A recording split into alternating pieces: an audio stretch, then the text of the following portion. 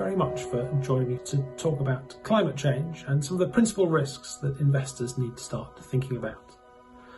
It is reasonably well understood that increasing atmospheric carbon dioxide has a warming effect upon the Earth. We need to think about what this means for a global climate. So if you think about the basics, warm air rises over the equator, and as it rises it cools. As it cools it can hold less moisture, and therefore this falls as rain. The engine keeps on moving, it keeps on driving, so that body of air gets pushed away from the equator and starts to sink. As it sinks it warms up. As it warms up it can hold more moisture, and in those areas it's relatively dry, extremely dry.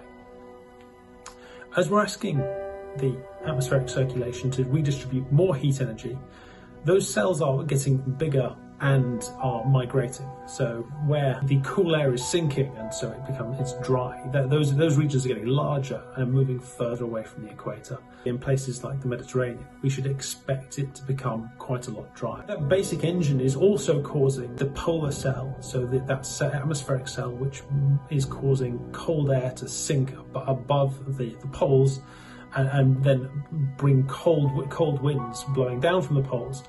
That cell is shrinking, and so in the periphery regions there, where historically it's been dominated by cold winds from the poles, that's now starting to be dominated by warmer air moving in from the tropics. Those regions are also where there's relatively high levels of glaciation, so as that warmer air comes in, the glaciers melt. The water flows from glaciers above land into the sea, and so sea levels rise. In addition, the sea also plays a major role in redistributing heat around the globe anyway. And I think it's important to understand, were it not for the heat absorbed by the oceans, we will be talking not about 1 degree of warming since pre-industrial times today, but already 36 degrees of warming. And obviously, as all that heat is absorbed by the oceans, it causes thermal expansion, which causes further sea level rise.